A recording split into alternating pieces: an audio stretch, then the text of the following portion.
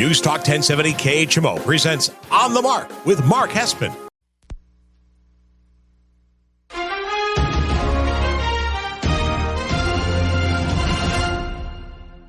News Talk 1070 KHMO presents On the Mark with Mark Hespin. On the Mark is powered by Kunis Country Honda Hyundai, your number one Honda and Hyundai dealer in the tri-state area at 221 North 36th Street, Quincy. Faith, family, and giving back. That's Kunis Country. And now, here's Mark Hespin. Good morning, Tri-States, and wherever you may be listening on the News Talk 1070 KHMO app. This is On the Mark. I am Mark Hespin, brought to you by the great people at Kunis Honda Hyundai, your number one Honda and Hyundai dealer in the tri-state area. 221 North 36th Street in Quincy. You got to ask them about that lifetime powertrain, no fear warranty on new and used vehicles. Tell them Mark sent you. Thank you so much for making me a part of your Saturday morning on this 4/20, April 20th, broadcasting live and local from our KHMO studios here in the heart of Quincy. As always, you can reach out to me directly. Follow me on Twitter/X, on Instagram, and on YouTube at Mark Hespin, MarkHespen.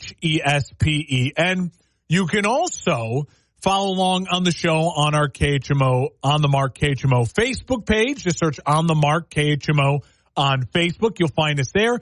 And as always, you can listen on the terrestrial radio and, of course, on the free KHMO app. Thank you so much for making me a part of this Saturday morning. Lots to get into on episode 232 of On the Mark. Final show before the NFL draft. So I'm going to put a lot out there, but once again, kind of give you my quarterback ranking, give you some bold predictions, what I think is going to happen in the first round of the NFL draft. I think there's a run on wide receivers. I think there's going to be a run on cornerbacks. I think there's going to be a run on quarterbacks. Lots of intrigue going into the NFL draft. I predict there will be at least one big trade up in the first round of the NFL draft. We'll get into all of that. We'll kind of put a bow on the Masters last weekend. I have some thoughts on Scotty Scheffler. We will talk Team USA basketball. The roster is announced. It is stacked. It is loaded.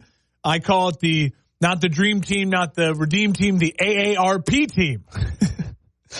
I'm dumb. I'm sorry. It's a lot of old guys, but it's a great roster, and we'll get into that. But the NBA playoffs start in earnest tonight. So Hespin headline number one, we'll look at the Eastern Conference. Hespin headline number two, we'll look at the Western Conference.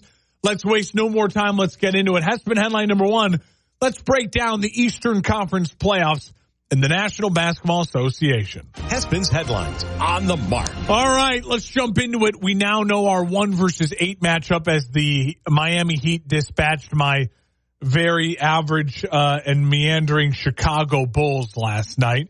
And so we have Boston versus Miami in a 1-8 matchup. You know, this is a 64-win Boston team.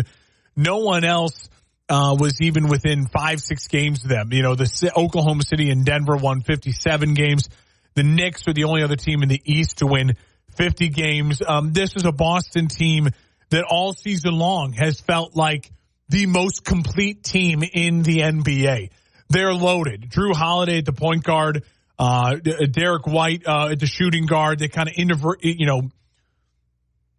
they can mix and match with those two guys running the point and guarding depending on what they need and what their opponent is. Those guys combined average 27 points a game. So you're getting 27 points a game from your fourth and fifth best starters. And they're the guys running your offense. It's an incredible front court that Boston has with Jaylen Brown, Jason Tatum. Those guys combined this year averaging 50 points a game. When you add on top of that, Kristaps Porzingis, when healthy, was averaging 20 as well. So this is a team that from their 5 starters alone, you're getting 70-plus points per game average. It's incredible when you then look at the bench, Al Horford, Peyton Pritchard. You have real veteran leadership, absolute scoring, flexibility from the bench. It's a very, very deep Boston team. It's a Boston team that is long, but not necessarily big. I will say that is one of the things that I worry about Boston when you look at them in the totality of coming up, later on in matchups, deeper in the playoffs. And especially when you look at some of those big Western Conference teams, Minnesota, the Lakers, Denver, but we'll wait on that. We'll get there when we get there. I fully expect Boston to take care of Miami. I have Boston winning this series in 5 games. Listen, this Miami team is good, and it's Heat culture. But Jimmy Butler's going to be out for this entire series, it looks like, with the MCL sprain. Terry Rozier, can Scary Terry come back, provide a pop? He's been dealing with a neck injury. If you have Terry Rozier in this lineup, well, then it's a potent lineup that I think could steal a game from Boston, especially in Miami with the Heat culture. Maybe a Game 3 win for a Miami team with Terry Rozier, Tyler Hero, Jaquez Jr., the rookie. He's had a really nice rookie year. Nikola Jovic and Bam Adebayo. They're a talented team with the best coach in the NBA and Eric Spoelstra, and they have all the culture in the world. But without Jimmy Butler, with Jimmy Butler, I could see maybe the Heat pushing this to 6 games and Boston having to really fight for a Game 6 win in Miami. I think that with no Jimmy Butler, they're just not potent enough. They're just not deep enough. They just don't have enough scoring on a night-in, night-in basis to take care of a Boston team. I really think this Boston team's on a mission in this playoffs to kind of prove that they were the team to beat all year long. And Miami's been that kind of thorn in the side of Boston and Milwaukee over the last 3 years, that it should have just been Boston and Milwaukee constantly battling to get to the finals. Miami's been that thorn in the side. I think this year they're more of a splinter in the side of Boston. I think Miami will take care. Well, Boston will take care of Miami in 5 games. I'll give Miami a game purely based on Heat culture and the Kevin Loves of the world having a really nice Game 3 at home, and Miami can maybe get out to a nice victory and cruise, and Boston rest some guys, and they'll take care of this game at home in 5. A series I think is going to be probably my favorite Eastern Conference series in the first round. Philly and New York. The Knicks, they're the 2 seed. They will get the 2 seed by being the only other team in the Eastern Conference to win 50 games. They get rewarded with a first round matchup against a very talented Sixers team that just hasn't been healthy enough all year to win enough games. They find themselves in the 7th seed. This is a Philadelphia 76ers team that comes into the playoffs on an 8-game win streak. Joel Embiid has been a part of that, slowly working his way back into the lineup, trying to get healthy. And now you have a Knicks team that had a really nice season, should be commended, getting the 2 seed in the East, but they are in real trouble. Real trouble. Listen, Jalen Brunson has been special. 28.7 points a game, 6.7 assists per game this year. He has been very, very special. If Jalen Brunson can find his real Batman, he would instantly become one of the great Robins in the NBA. I do feel like Jalen Brunson compares very well to a Jamal Murray, where it's like if he's your second best player, that can be a championship level team depending on who the A is, who the number 1 guy is. Problem is, New York doesn't have a true number 1 guy, and the real specialness to New York and a Julius Randle, who's kind of a classic Coach Thibodeau guy, who's just a grinder, a workhorse, he's out. No Randle for the remainder of the playoffs. So can Brunson, DiVincenzo, and Hart, the Villanova guys, can they handle with OG Anunoby, who was a really great, smart pickup for them? Again, another really Tibbs guy, versatile, plays a ton of minutes, but can they get over the hump against a 76ers team that's just deeper, that's healthier right now, and has the star players? I mean, as much as we want to talk about Jalen Brunson being a star and being great, he is absolutely canceled out by Tyrese Maxey in this series. Jalen Brunson averaged 28. Tyrese Maxey averaged 26. Jalen Brunson had 6.5 assists. Tyrese Maxey had 6 assists. So if Tyrese Maxey can cancel out Jalen Brunson on a night-to-night basis or be 90% of Jalen Brunson, the rest of the Philly roster is just too much to handle for the rest of what New York has going for them. Joel Embiid is a 35-point-a-night guy when he's healthy. He scores at a level that's just incredible in the modern-day NBA. Tobias Harris, Buddy Hield, Nick Batum, Kelly Oubre Jr., Kyle Lowry as well, the veteran. I think this is a 6-game series that Philly wins in 6. I think you go 2-2. Both teams maybe, steal a game at home. This game is a 2-2 series. And then, Philly wears down, steals a win in New York in Game 5, comes back to Philadelphia Game 6 and takes care of business. The Sixers will get better as this series goes on because they have the better players, and if they remain healthy, that will eventually, the longer this series goes, the more it favors the Sixers, in my opinion, because they just have the better players. For the Knicks to take care of the Sixers, they've got to find a way to go 2-0 at home, and I'll put, Embiid into a pretzel, maybe hope for a little tweak or an injury luck here that Embiid has to, take some time during a game, and then they have got to find a way to steal like Game 3 in Philly to put pressure on it to win this thing in 5 or 6 games. I don't think they can do that. I think Philadelphia's got the better players. I think they have the better coach in Nick Nurse right now. Tibbs is great in the regular season, but Nick Nurse is better in the postseason. And the Knicks just don't have enough guys to handle the scoring of Philadelphia. I'll take Philly in 6. But I think it's going to be one of the most fun matchups, especially just with the rivalry of Boston and Philadelphia that we get in the first round of the playoffs.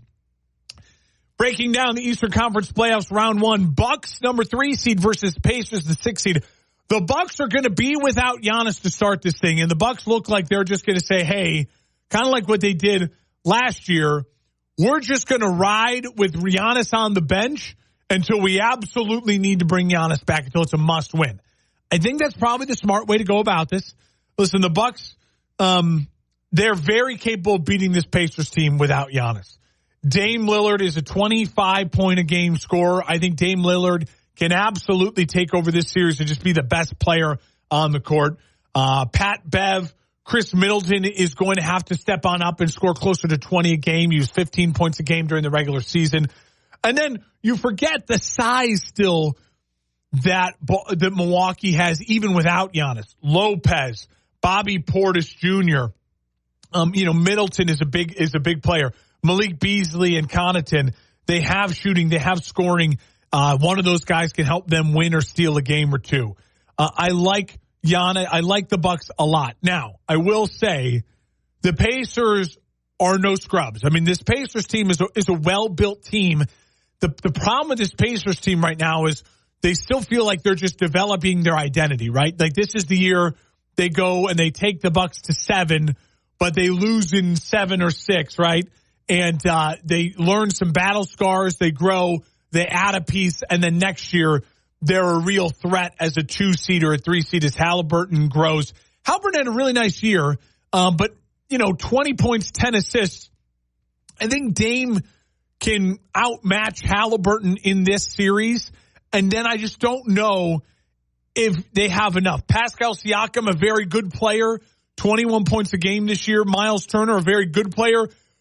But Milwaukee has the size and the scoring in the front court to handle Pascal and handle Miles Turner. Lopez and Bobby Portis and Chris Middleton can handle that without Giannis, right? You don't need Giannis to outmatch that. And then if you're telling me it comes down to Dame or Halliburton, well, I'm going to trust Dame Lillard. I've seen him take underrated Blazers teams to the Western Conference Finals. I think he can do that in the first round without Giannis, kind of put a stamp on this series, put him, Dame time can really put a stamp on his moment as a Milwaukee Buck, leading them to a victory over the Pacers. I think you'll see Giannis eventually make an appearance in this series. I think the Bucks win this thing in 6 or 7. I'll take it officially. The Bucks in 7 at home take care of the Pacers. A long series. They do it without Giannis, but they get by a very good Bucks team. It really comes down to Dame versus Halliburton. The front courts equal each other out. And I do think if the Bucks can give Giannis this whole series and let him get the rest he needs, the Bucks are the real threat in the East to take down the Celtics, but they got to get there first. I'll take the Bucks over the Pacers. finally in the 4-5 matchup, I think this is going to be a really fun matchup of two young teams that if you don't get to watch the Cavs and the Orlando Magic night in, night out, watch these two teams play basketball. These are fun teams. The Mavs get up and down the floor with Darius Garland and Donovan Mitchell. I mean, Mitchell's a 26.5 point a game guy. Darius Garland can give you 20 on any given night. And then you forget about the size. Evan Mobley and Jared Allen, long, run the floor. Each one of those guys can give you 15, 16 points a game. They're really fun to watch. A really versatile Cavs lineup with Karis LeVert and Isaac Okoro off the bench for some bench scoring. Cleveland is fun. They run up and down the floor. But this Orlando Magic team feels like they are in a really, really unique spot to be the team of the future in the East that no one wants to see next year and the year after that. It's a young team that is just developing together. Franz Wagner, Pablo Banchero, this front court and the forwards for them, they are a nightmare, matchup nightmare. Franz Wagner's already a 20-point-a-game guy. Meanwhile, Pablo Banchero, underrated. I mean, second year in the league, and this is a guy that I think is just going to continue to blossom. He averaged almost 23 points a game this year down in Orlando. Got him to within a game, of the 4 seed and only 2 games out of the 3 seed in the East. He is their go-to guy, and he really can develop. He reminds me a lot of Jason Tatum. And you pair him with Wagner, and then the youth movement of Suggs at the point guard position, Cole Anthony and Mo Wagner off the bench. It's a deep team. They're like one star guard away from being an absolute nightmare. If they were to add, a Dame Lillard in the offseason, a veteran scoring guard, things like that, like a player like that, I'm not saying Dame's going anywhere, but that's the piece they're missing before. It's like, oh, no. We got to really take this Magic team seriously. I think the Magic pull off the upset in this series. I think the Magic win in 6 games. I think they're able to steal one of the first 2 against the Cavs at home. I think the Cavs are just a little dysfunctional. They're fun. They're high flying, but I think they're a little dysfunctional. And I think Orlando in a 7-game series, the amount of youth they have will be able to run with the Cavs. And I just think they're a matchup nightmare. Max Strus and Mobley trying to get out in the wings against Paolo and Franz Wagner. I think it's a matchup nightmare for Cleveland. I like Orlando in 6. So, to recap, my Eastern Conference predictions. I have Boston and Philly moving on. I have the Bucks and the Magic moving on, which would give us Bucks Magic in the second round versus Boston and Philly in the second round, which would just be really great matchups. You have a young Orlando team versus a veteran and hopefully healthy Giannis and Bucks team. And then you have the rivalry of the East Coast corridor. The Sixers Philly dispatches with New York only to be faced with Boston. We would be so lucky if we got that matchup in the second round of the Eastern Conference Finals. That's what I'm predicting. No sweeps in the first round. If there was going to be a sweep, it would be Boston, but I do think Heat culture steals a game. And then Boston wins it in 5 in Boston. You're listening on the Mark News Talk 1070 KHMO and the KHMO app. When we come back, we'll do the same thing for the Western Conference. We'll break down the first round matchups. Will there be a big upset in the Western Conference? I'll predict it next on the Mark News Talk 1070 KHMO and the KHMO app, brought to you by Kunis Honda Hyundai.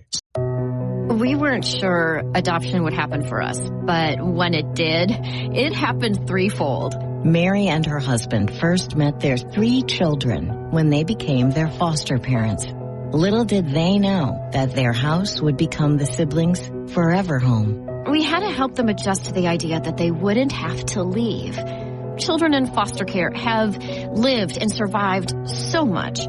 We had to help them process their trauma.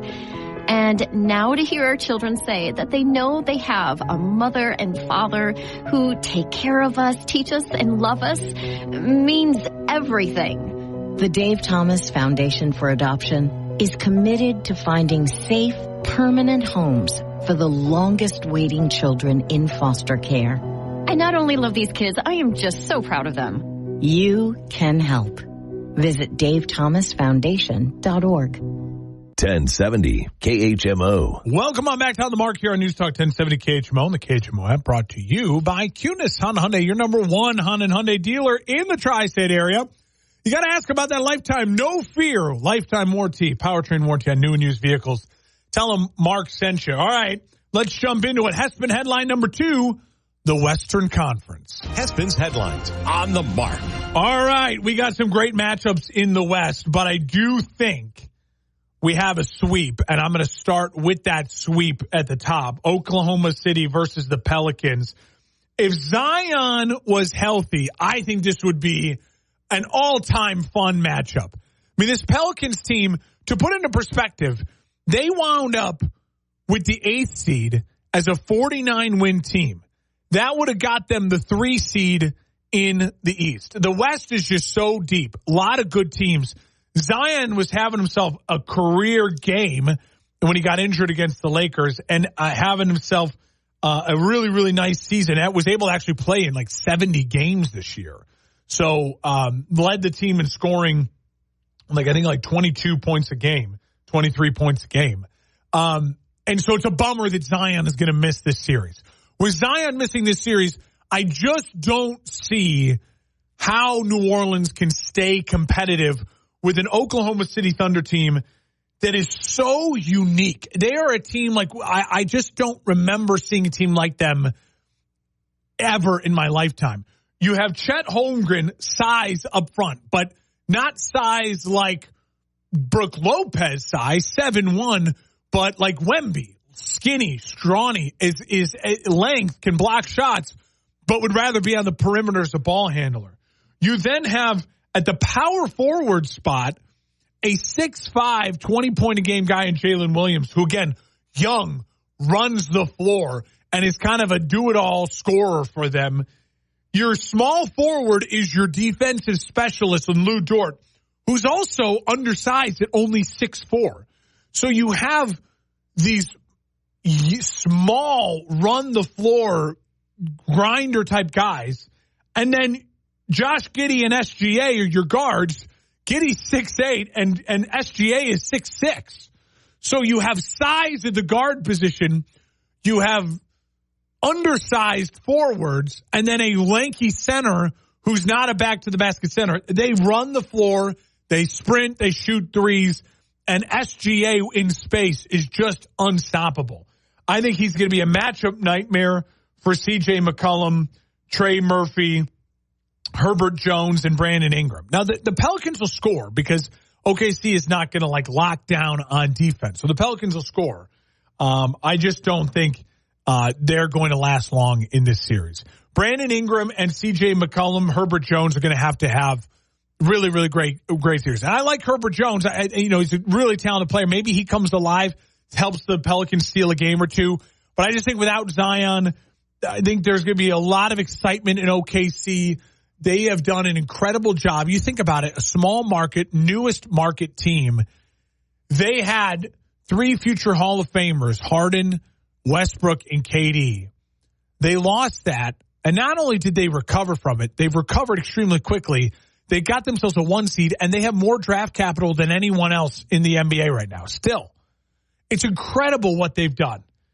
I mean, once they actually add a couple more high draft picks to this, they find themselves a true 2 to go with the shooting guard position with SGA and a real power forward to run the floor with Chet, to where you can move Jalen Williams to be your off the bench, all type of tool guy. And then you forget they have Gordon Hayward. They added the veteran in him. I think OKC sweeps it in 4. I'll go with the Thunder. I don't see the Thunder losing that series at all. I think if there's one sheer, 100% guaranteed they're going to win the series, I would take the Oklahoma City Thunder, even more so than Boston over Miami, because at least Miami's got an incredible coach and culture. That's worth more percentages, even against a great Boston team, than the Pelicans have against the youth of OKC. Number 2, Denver versus number 7, Lakers. A lot of people are high on the Lakers, and I get why. This Lakers team has played extremely well down the stretch.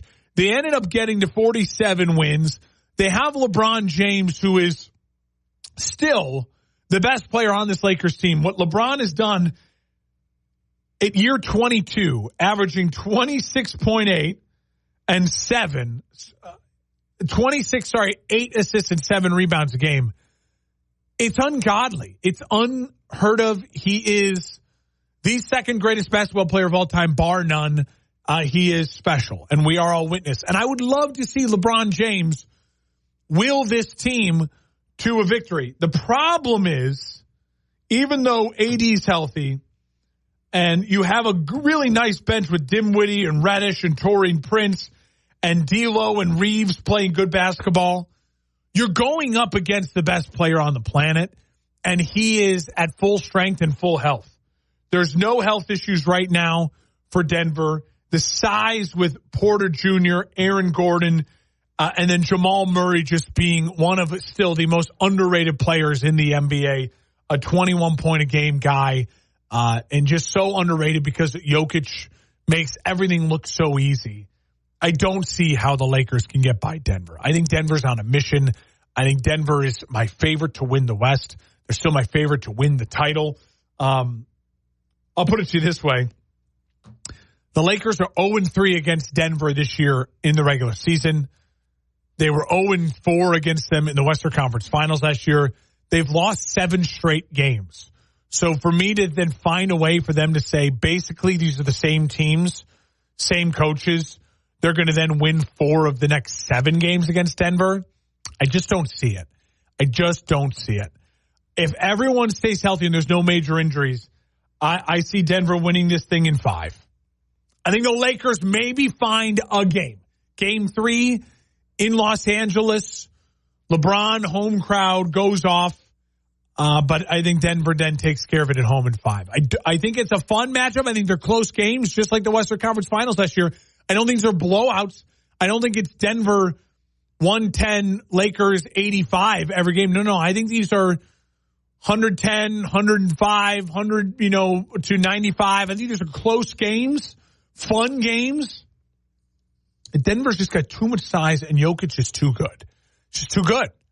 As much as I'd love to see LeBron make, another deep playoff run, I think they just took a bad matchup in the first round. Just a really, really bad matchup.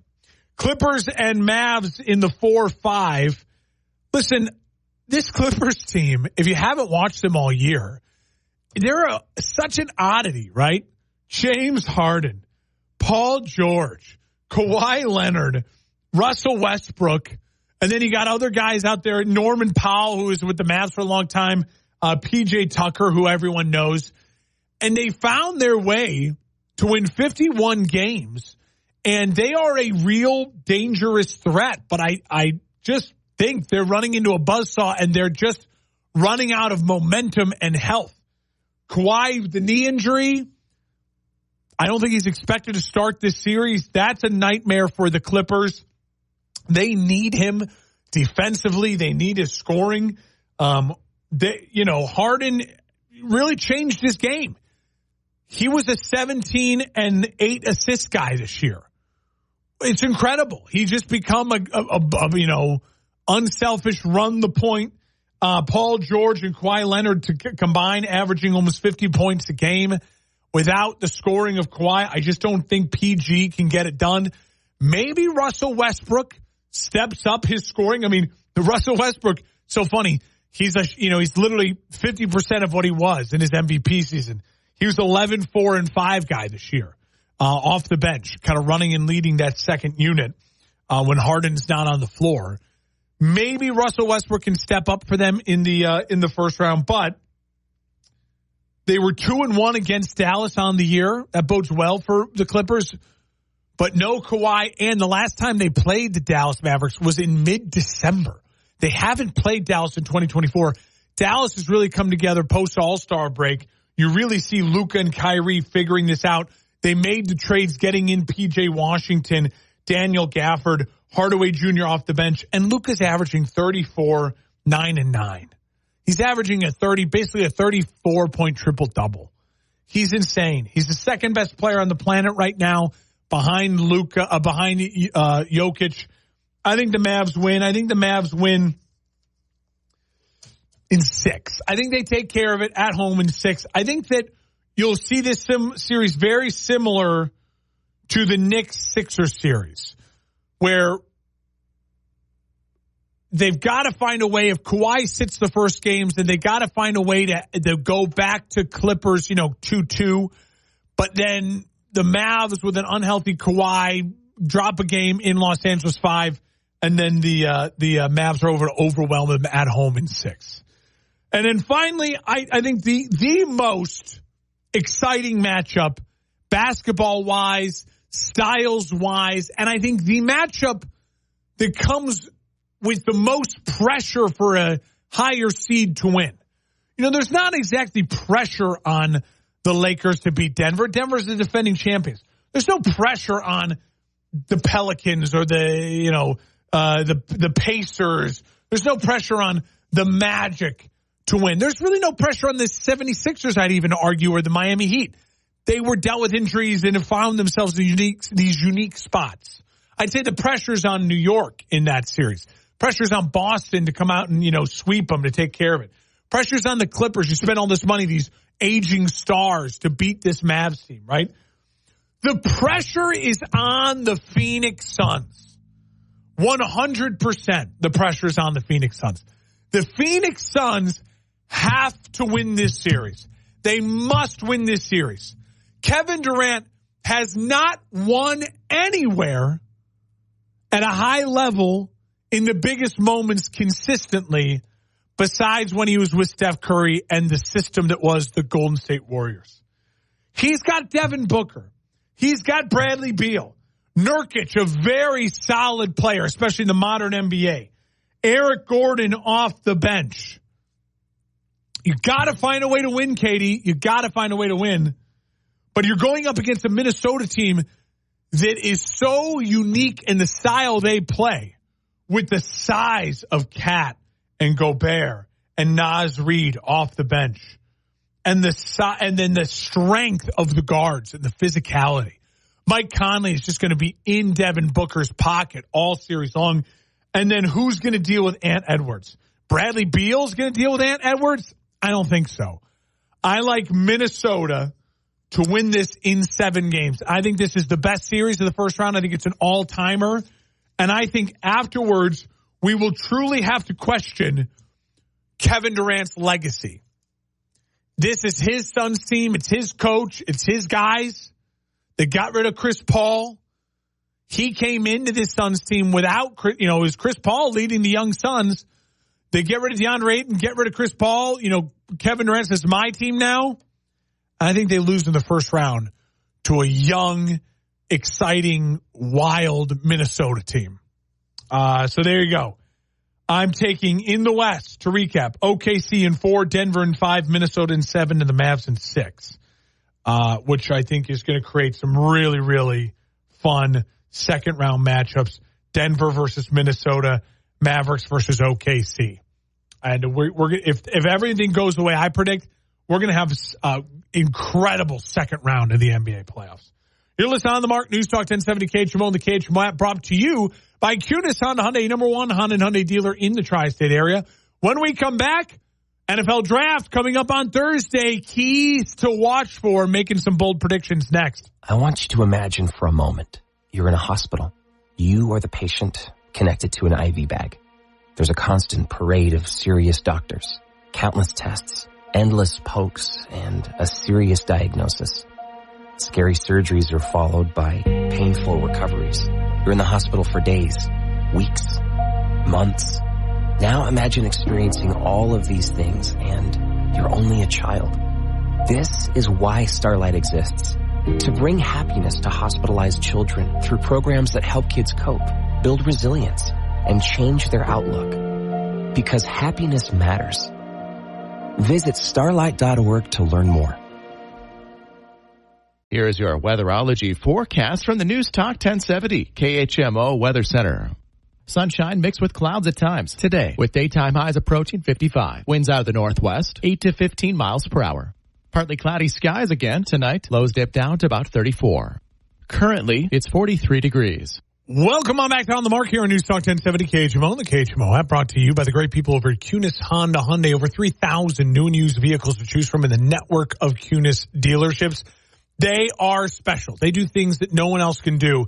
I know they're Kunis Honda Hyundai, but if you want a brand new Toyota, Ford, Dodge, Ram, whatever it might be, go on over to Kunis Honda Hyundai and ask about it. Just tell them Mark sent you.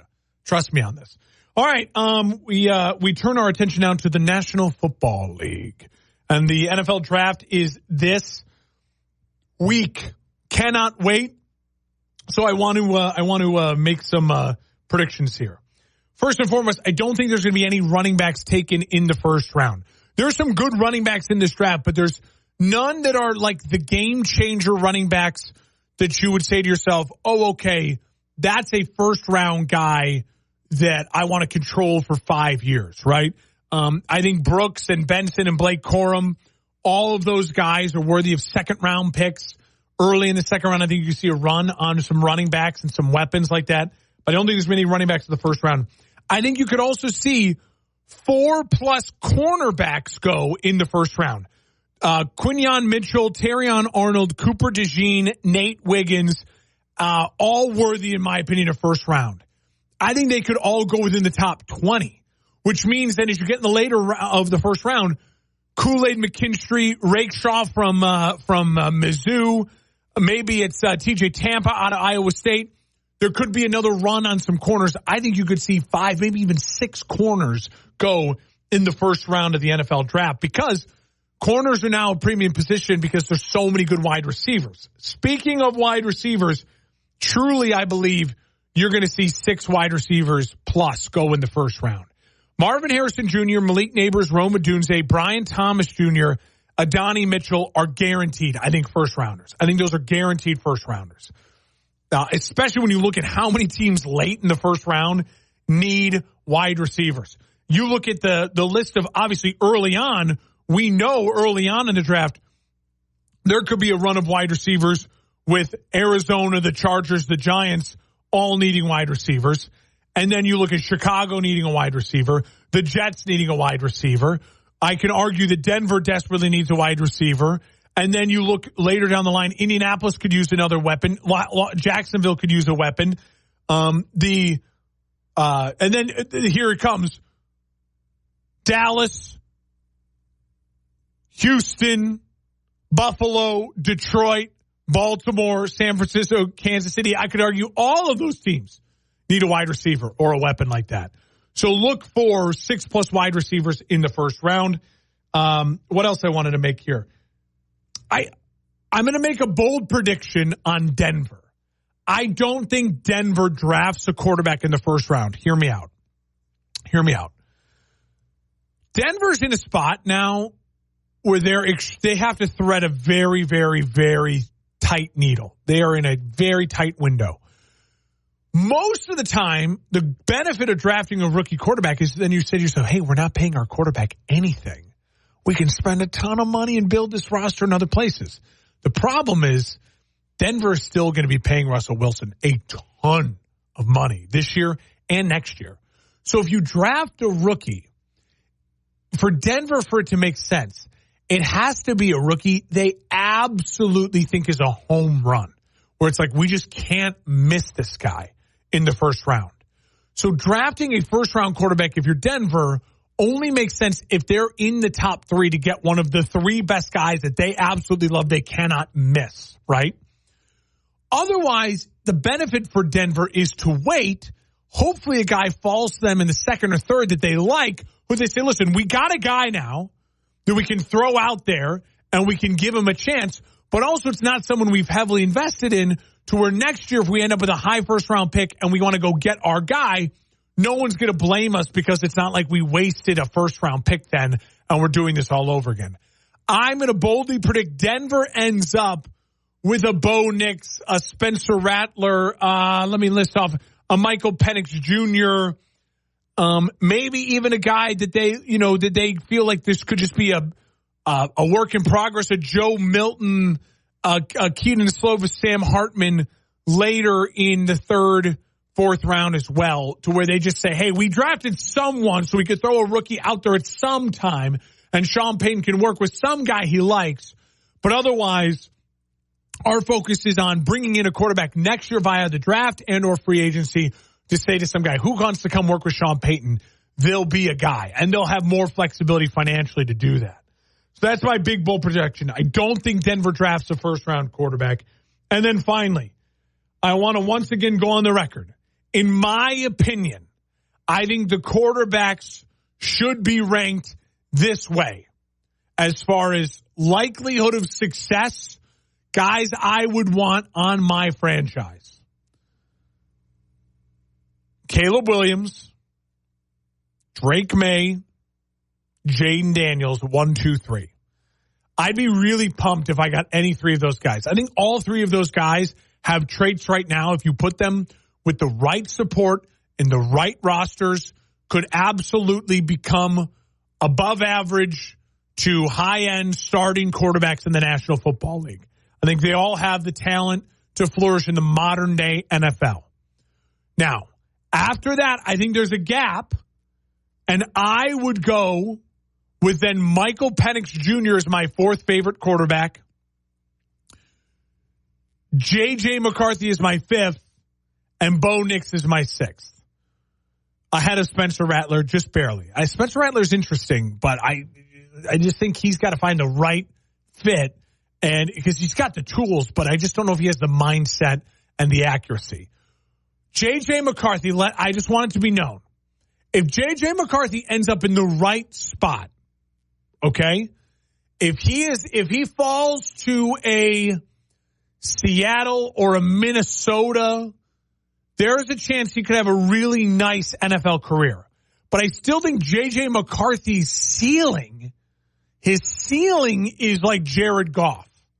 And when your ceiling is Jared Goff, that concerns me. Because I think Jaden Daniels' ceiling is like, no, top three quarterback in the NFL, really special playmaker via the way we look at Jalen Hurts, Patrick Mahomes, Josh Allen.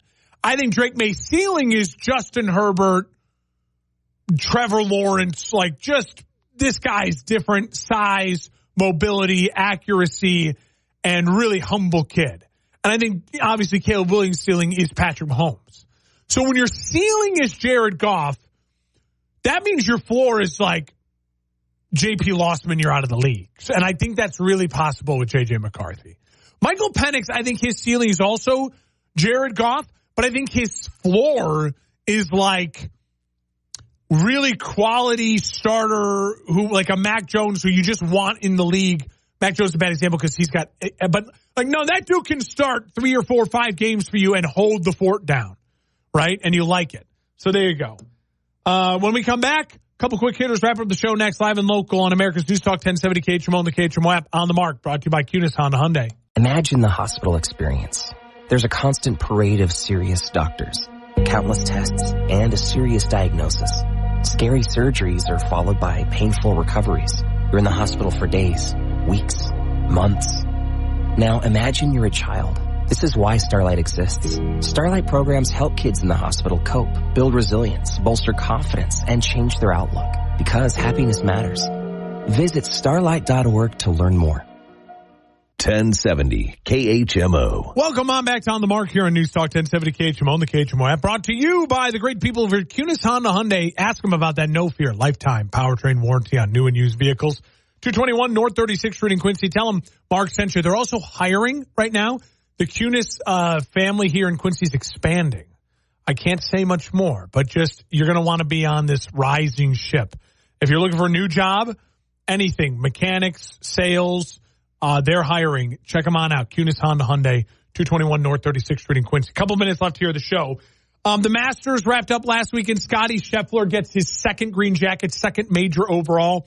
Scotty is now in the window where it's like, okay, him, Brooks, John Rahm are the three guys you should be the favorites going into every major. The problem with Scotty so far has just been his putting, and then he hasn't proven it anywhere else. I know he can win Augusta National now. That's awesome. Can Scotty win an Open, a U.S. Open? We'll wait to see what kind of year he puts up, but it started off great. Can he win another one this year? Could he start now racking these things up and go on an epic run? Golf would love to see it and kind of need it for the ratings. I think it would be a good thing. Meanwhile, Team USA announced their Olympic men's basketball roster. Holy smokes, I love this. I love it. Joel Embiid, Bam Adebayo, and then Anthony Davis, your centers. Forwards of Kevin Durant, LeBron James, Kawhi Leonard, Jason Tatum. And then you have guards of Anthony Edwards, Drew Holiday, Tyrese Halliburton, Steph Curry, and Devin Booker. My starting five: Curry, Edwards, Durant, LeBron, Embiid. That's my starting five. Putting that lineup out there, there's no reason why any other team in the world should beat us. Not at all. And when you get to rotate in Anthony Davis, the scoring of Devin Booker off the bench, having Kawhi Leonard and Jason Tatum as your second string forwards. Think of that length, that defense, that scoring, and Tyrese Halliburton, who's a bucket and an assist guy. Plus you have then Drew Holiday to be the physical presence to go out there and just foul guys, doesn't have to score anything. This roster is built really well.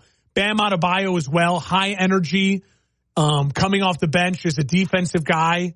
I can't wait. I cannot wait to watch that team go, and I can't wait to see the women's roster get announced as well. We'll have more Olympics coverage in the summer once it gets going. Enjoy playoff basketball day. I know the NHL playoffs started as well. No Blues, no Blackhawks.